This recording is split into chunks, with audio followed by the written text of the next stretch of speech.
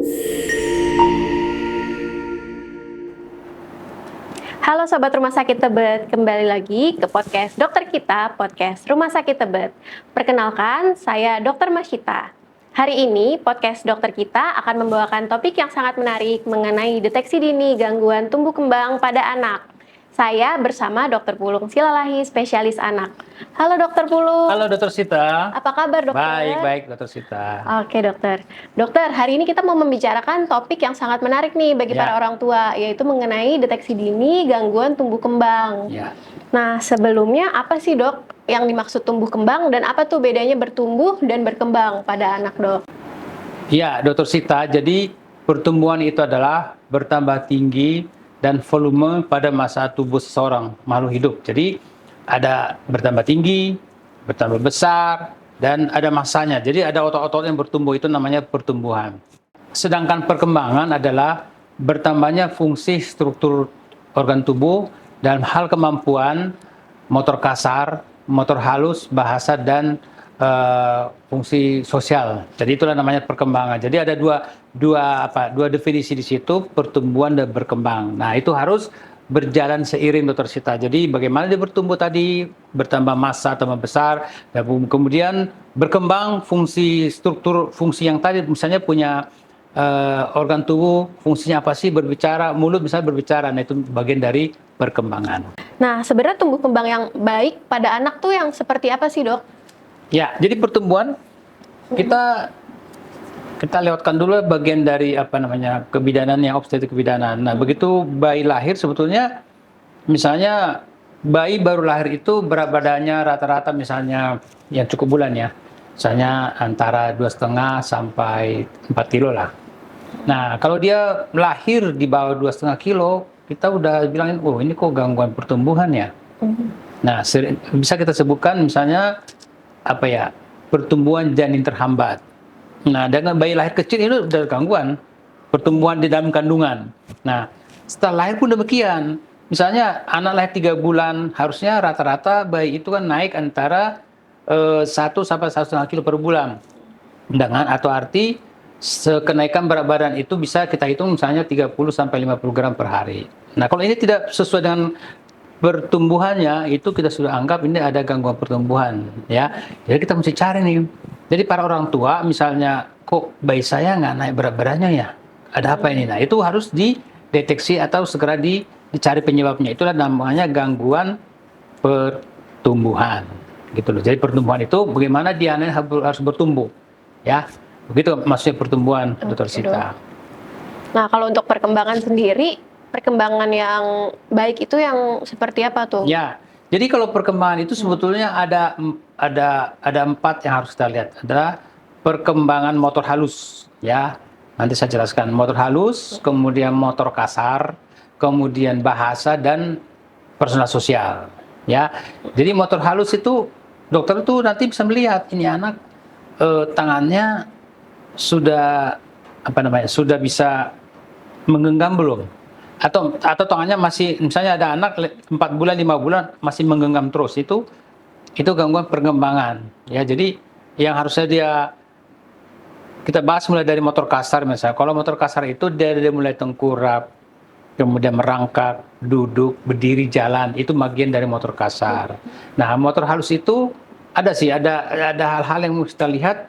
Nanti ada tesnya ya, bagaimana anak ini memegang sesuatu. Misalnya ya, bisa nggak sih anak megang sesuatu? Nah, ada tesnya, misalnya ada pensil, dia bisa pegang apa tidak? Ya gerakan halus lah. Nah, termasuk gerak wajah ya. Misalnya kita gerakan ada benda tertentu, dia bisa melirik enggak? Itu motor halus. Nah, kemudian bahasa ya. Nah, bahasa pun sebetulnya dari anak bayi itu lahir dia sudah bisa berbahasa dalam artian sesuai usianya ya. Misalnya ada anak kuing, itu, nah itu bahasa sebetulnya, bahasanya dia. Kemudian umur-umur tertentu misalnya ada kuing, kemudian babbling. Nah, itu ada urutannya. Baru misalnya umur setahun dia udah mulai kata-kata. Nah, ini harus ada. Misalnya kalau ada anak umur 6 bulan, dia aja hati-hati nih.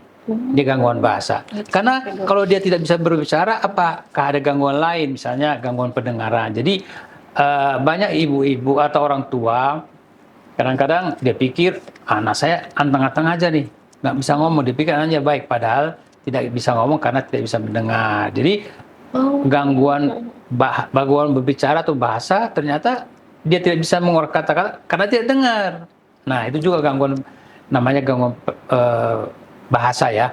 Kemudian gangguan peran sosial.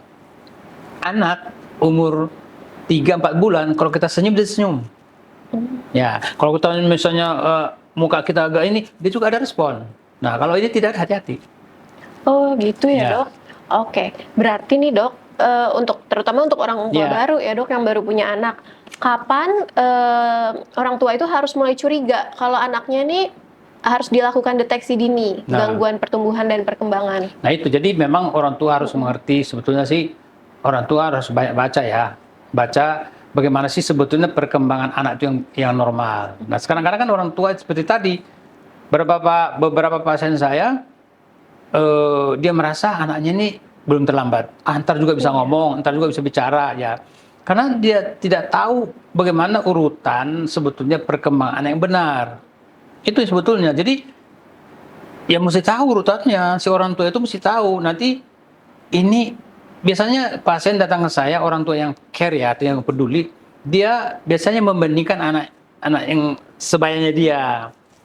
Misalnya nih, oh anak itu 1 tahun udah bisa ada suara, kok anak saya enggak, gitu. Atau anak itu umur 9 bulan disuruh dada, udah bisa, kok anak saya enggak. Nah jadi sebetulnya orang tua itu harus mengerti. Jadi orang tua itu memang harus tahu bagaimana pertumbuhan perkembangan anak secara normal. Nah, kan sekarang kan banyak orang tua, ya mohon maaf, hanya orang tua saja, tapi bagaimana anak sebetulnya bertumbuh dan berkembang, ya kurang mengerti, begitu. Oke, berarti contoh-contohnya itu misalnya kalau balita tuh balita yang pendek, balita yang kecil, itu harus mulai di screening ya Dok, ada gangguan pertumbuhan atau enggak gitu. Kedua, dari perkembangannya sendiri gitu. Sekarang banyak ya Dok ternyata kasus-kasus usia 2 tahun ngomongnya masih babbling, masih ba-ba-ba gitu, tapi dia belum bisa ngomong, berkomunikasi. Itu gangguan perkembangan juga ya Dok? Ya, itu kan bagian dari gangguan perkembangan. Tadi kan saya sebut perkembangan itu apa sih? Motor halus, motor kasar, bahasa, dan personal sosial. Memang rata-rata orang tua ke dokter anak datang, gangguannya apa? Anak saya kok belum bisa ngomong, Dok. Iya. Banyak tuh. Jadi ternyata belum bisa bicara atau ngomongnya tadi ada gangguan yang lain. Apakah nanti ke arah sana ya? Apakah dia autis kah? Apakah dia nanti ke sana hiperaktif kah? Banyak. Jadi biasanya yang orang tua mendeteksi adalah bicara yang terlambat biasanya dulu. Ya, itu. Jadi harus segera dikonsultasikan. Orang tua harus mengerti. Tadi saya bilang orang tua itu harus tahu perkembangan seperti apa. Tadi masalah pertumbuhan, kan di posyandu kan ada tuh, ataupun buku tumbuh kembang ada tuh ya, harusnya diukur dong. Ya, naik beratnya bu, tingginya juga naik, lingkar kepala juga diukur kan. Nah, nanti kelihatan tuh ada grafiknya kok. Anak saya kok pendek ya. Nah ada panduannya. Jadi misalnya umur sekian, tingginya sekian, umur sekian, beratnya sekian, umur sekian, lingkar kepalanya sekian. Berdasarkan itulah kita bisa mengatakan bahwa ibu, bapak, anak ibu ini pendek. Ibu, bapak, anak ibu ini kurus. Ibu, bapak, lingkar kepala anak ibu tidak berkembang. Jadi ada panduan. Sebetulnya di buku-buku tumbuh kembang, di buku-buku apa namanya sehat itu, apa namanya, buku panduan apa kaya itu ada. Nah sekarang orang tua mau baca apa tidak? Nah rata-rata kan orang tua tidak memplotkan. Sebetulnya orang tua itu bisa setiap ke dokter ya untuk cerita. Jadi mereka orang tua itu kita tahu timbangannya harusnya diplot. Tek, satu di sini. Tek. Nanti loh dok ini kok grafik anak saya kok rata ya? Nah, itu harus ada komunikasi dengan si dokternya. Nah jadi masalah sekarang kan orang tua ke dokter hanya untuk imunisasi saja, atau bahkan tidak ke dokter, imunisasi di mana saja. Nah, dia pikir hanya imunisasi, padahal penting pertumbuhan dan perkembangan. Apalagi sekarang Indonesia kita kan masih gawat-gawatnya itu yang stunting tuh. Iya Dok. Ya, stunting itu artinya apa sih? Stunting itu tidak bertumbuh dan berkembangnya, terutama dalam hal psikomotor, ya, dan perkembangan ininya, otaknya. Jadi anaknya tidak tumbuh berkembang dan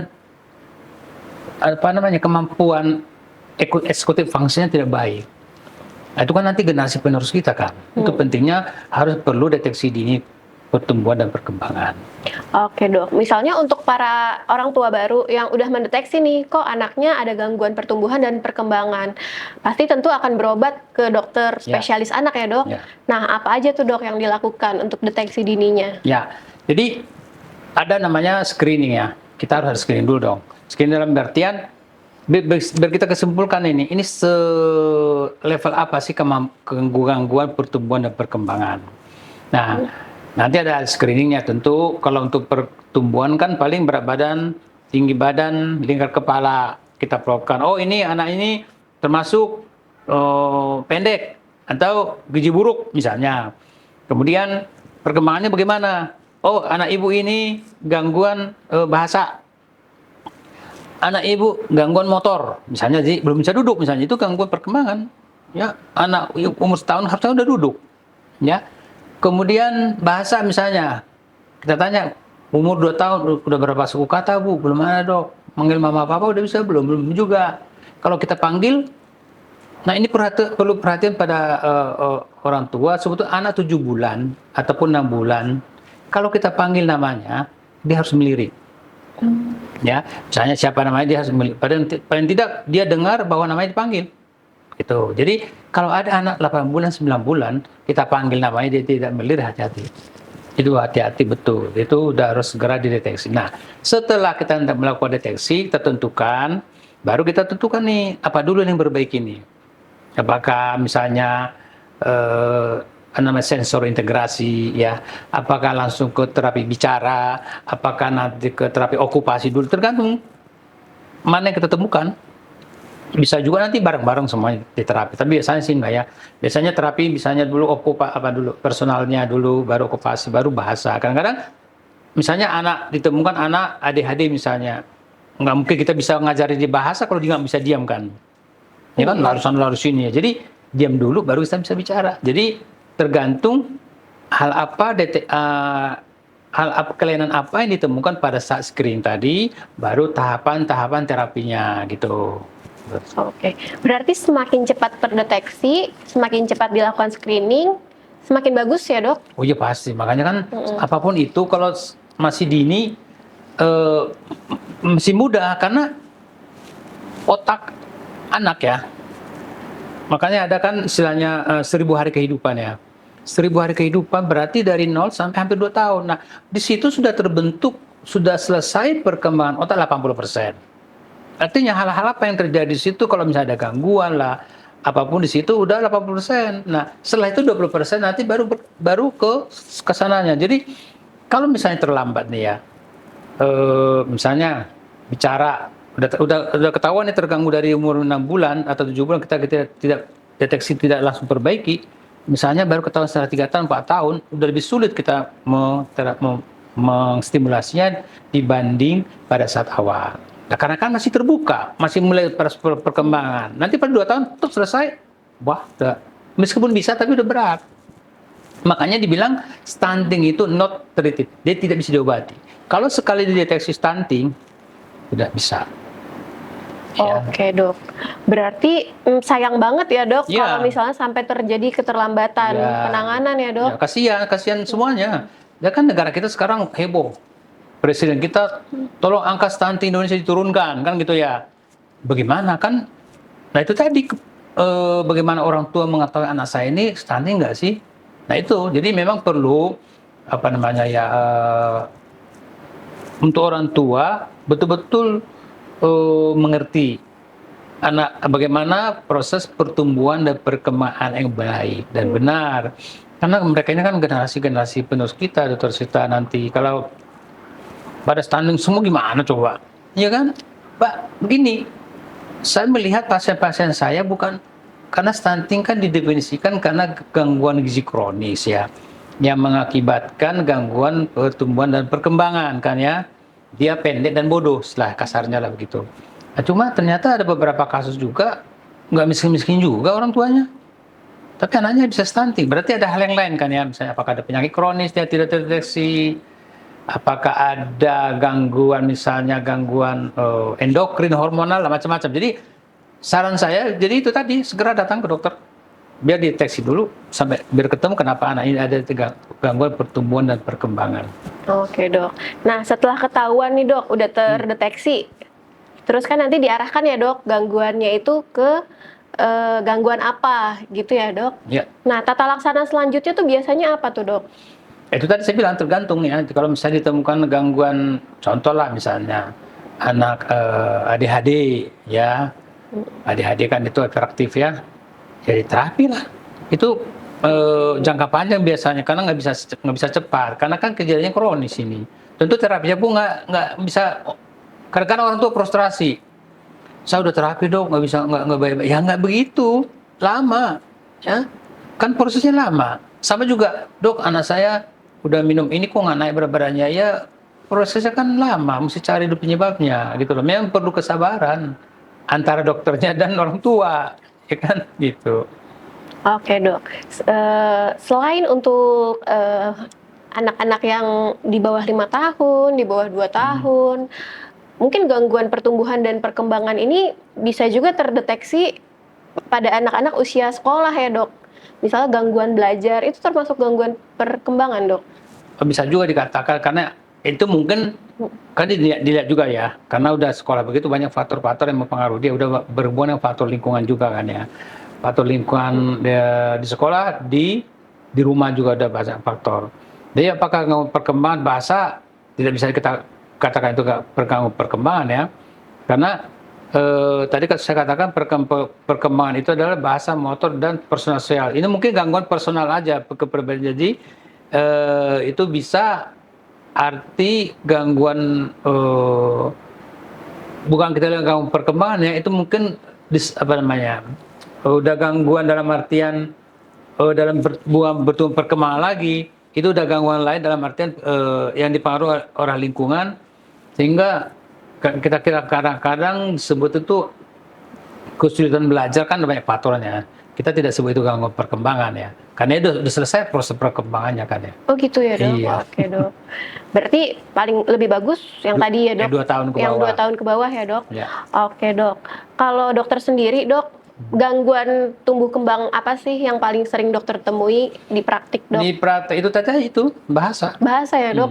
Gangguan bicara. Itu entry-nya ya, mereka datang dengan gangguan bahasa, nggak ngomong. Lah, begitu diperiksa ternyata IQ-nya rendah. Jadi mungkin dia bisa ada mulutnya, bahasa tidak mengerti sehingga dia diem. Gitu. Dok, anak saya nggak bisa ngomong. Kita cek. Tuh. Kadang-kadang muncul suara, bisa bicara. Tolong dong, tes IQ-nya memang rendah. Itu juga bisa loh. Mereka datang dengan gangguan bahasa biasa. Dok, anak saya belum bisa ngomong dok. Kita tes. Oh, ini kayaknya cenderung ke autis. Ya, apalagi ya? Macam-macam. Jadi anak saya dok nggak bisa diam nih, lari sana lari sini. Oh, ini kemungkinan hiperaktif. Jadi itu. Jadi yang sering ke dokter anak itu kebanyakan sih speech delay ya. Jadi speech delay, keterlambatan berbicara. Ya, itu banyak penyebabnya. Ya, itu yang rata-rata sih. Nah, tapi nanti apa speech delay ini kenapa sih? Panjang. Panjang ya, masih panjang lagi ya dok. Masih panjang. Tapi makin cepat ditemui, makin cepat ditemukan penyebabnya. Ya. Mungkin penanganannya jadi lebih baik ya dok. Kayak gangguan bahasa misalnya, kan ada bahasa ekspresif dan reseptif, ya kan ya. Dia ngerti tapi tidak bisa ngomong. Itu lebih bagus daripada dia tidak mengerti. Nah itu berat itu. Namanya gangguan ekspresif, dia ngerti. Misalnya, nah ambil pulpen ya, diambil sama dia. Kita tanya apa ini, nggak bisa ngomong. Itu ekspresi. Nah itu mungkin bisa dilatih, bisa. Ya, jadi memang itu perlu kesabaran antara orang tua dan dokternya juga harus sabar. Oke dok. Kalau untuk gangguan pertumbuhan sendiri dok, banyak nggak tuh dok pasiennya tuh dok? Misalnya anaknya pendek kayak gitu dok? Ya banyak. Gizi buruk kan masih banyak. Itu masih ya dok? Iya. Oke. Dia kan, itu gangguan pertumbuhan kan ya. Gizi kurang, gizi buruk, ya kurus itu kan gangguan. Kemudian bertumbuh pendek juga masih, ya. Nah, hanya pendek, artinya kalau pendek saja pun kan kita tidak bilang stunting ya. Kalau pendek itu kan memang mungkin ada juga keturunan ya. Tapi sekarang tujuan kita kan kalau bisa diperbaiki kenapa enggak dengan gizi. Jadi masih banyak, masih beberapa kasus kita untuk gangguan pertumbuhan banyak. Itu bukan hanya karena gizi ya, karena penyakit-penyakit tertentu juga bisa, penyakit kronis misalnya, penyakit TB pada anak sehingga mengganggu pertumbuhannya ada gitu. Oke dok, berarti orang tua nih harus mendampingi anaknya agar dapat bertumbuh dan berkembang dengan baik ya dok? Ya, jadi gini, orang tua itu bukan hanya mendampingi saja, tentu harus mengerti. Ya kan kalau mendampingi saja kan repot. Artinya orang tua itu harus mengerti bagaimana pertumbuhan perkembangan anak yang baik dan benar itu dulu. Kalau tidak mengerti, repot kan. Itu penting dan peduli. Nah kan banyak orang tua kurang peduli lah gitu ya. Apakah kurang peduli karena sesuatu, ya, sibuk lah, dititipkan lah. Nah begitu udah parah, baru dia sadar. Ya karena sibuk. Begitu udah baru dia sadar, anak saya ternyata bisa ngomong ya. Nah itu ya. Artinya orang tua mengerti bagaimana proses pertumbuhan perkembangan yang baik pada anak dan peduli dan care. Oke, walaupun dia misalnya dititipkan, tapi dia harus pantau perkembangannya. Ini anak saya udah bisa apa, Bu? Udah bisa apa? Ini ya. Itu kan macam orang tua kan banyak bekerja juga ya, tapi dia harus peduli. Jangan betul-betul diserahkan karena kan anaknya dia. Nanti selain siapa? Nggak mungkin babysitternya kan atau neni siapa? Tetap aja ini anak siapa. Nah, anak ini nanti kan juga akan jadi beban. Bukan hanya beban keluarga, beban negara juga. Iya kan, makanya presiden kita, mari kita turunkan stunting. Kan gitu. Berarti urusan negara kan ya. Bukan urusan orang tua saja gitu loh, luas. Oke dok, iya kemarin pemerintah itu lagi menggalakkan program stunting itu ya dok? Iya, jadi itu berhubungan dengan pertumbuhan dan perkembangan. Nggak jauh dari situ. Jadi ya, tanggung jawab kita bersama. Jadi bukan hanya tanggung jawab dokter saja, enggak. Memang sih awalnya orang tua. Kita kan nggak bisa intervensi dong langsung. Orang tua, maka saya bilang tadi, orang tua harus mengerti bagaimana proses pertumbuhan perkembangan pada anak yang benar. Ya, jadi orang tua itu tidak mudah. Ya, bukan hanya punya anak, tapi untuk apa? Mau dikemanakan ya anak nih, gitu. Mau pengen sekolah yang bagus, dautannya nggak mampu mau diapain? Karena stuntingnya tadi, karena sudah tidak terdeteksi dini pertumbuhan dan perkembangan dengan baik gitu. Oke dok. Nah mungkin dokter punya pesan nggak untuk para orang tua yang di rumah nih lagi was-was, anak saya ada gangguan perkembangan nggak ya gitu? Ya. Jadi tadi saya bilang topik kita kan deteksi dini pertumbuhan dan perkembangan ya. Tadi saya bilang bayi yang lahir prematur sudah harus dari dia lahir sudah harus tetap diperiksa pertumbuhan dan perkembangan. Selalu konsultasi ke dokter anak. Ya, tentu ke dokter anak karena dokter anak yang mempelajari proses pertumbuhan dan perkembangan dengan baik. Ya, dokter umum boleh, dokter umum juga mengerti kok pertumbuhan perkembangan. Dia mendeteksi dini, dokter umum juga bisa, bahwa perawat bidan pun bisa. Artinya saran saya adalah bertanyalah pada petugas kesehatan. Ya, nanti kan akan jenjang rujukannya kan ada ya, dari bidan perawat ke dokter umum, dokter anak, dan dokter anak pun nanti ada spesialis tumbuh kembang juga ada, ya lebih khusus. Jadi untuk orang tua, saran saya mengertilah tentang bagaimana proses pertumbuhan kembang anak yang baik. Artinya mengerti, tahu sehingga ada sesuatu kelainan sudah segera kita tangani dengan baik. Proses deteksi dini tumbuh kembang dimulai dari sejak lahir dan 100 hari pertama, ya 100 hari pertama 3 bulan, lanjut lagi nanti ada setahun, baduta, balita dan seterusnya. Begitu nanti perkembangannya akan kita lihat. Jadi urutan-urutannya harus mengerti. Ya, saran saya kepada orang tua, tolong diperhatikan bagaimana proses tumbuh kembang anak ini dan punya buku kaya ya atau paspor kesehatan, di situ tercatat bagaimana pertumbuhannya, bagaimana perkembangannya, sudah bisa apa anak ini, ada semua di situ. Ada satu kelainan, segala konsultasi ke dokter atau petugas kesehatan. Di puskesmas pun ada. Ya, jadi jangan sampai anaknya sudah gangguan pertumbuhan perkembangan tingkat lanjut, tentu akan penanganannya lebih lama.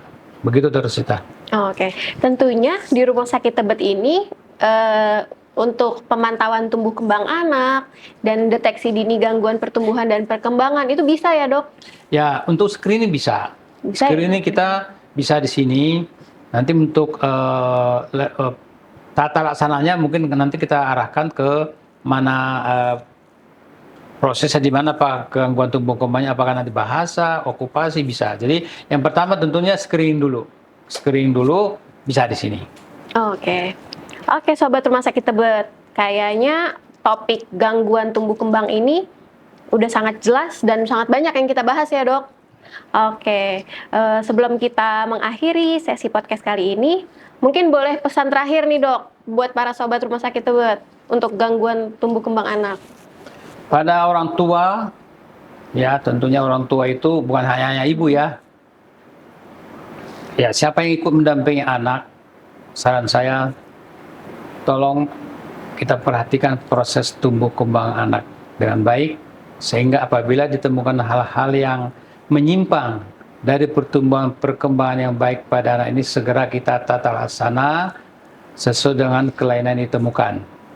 Demikian para orang tua, terima kasih. Oke, terima kasih banyak Dokter Pulung atas pesan-pesannya untuk para orang tua dan Sobat Rumah Sakit Tebet.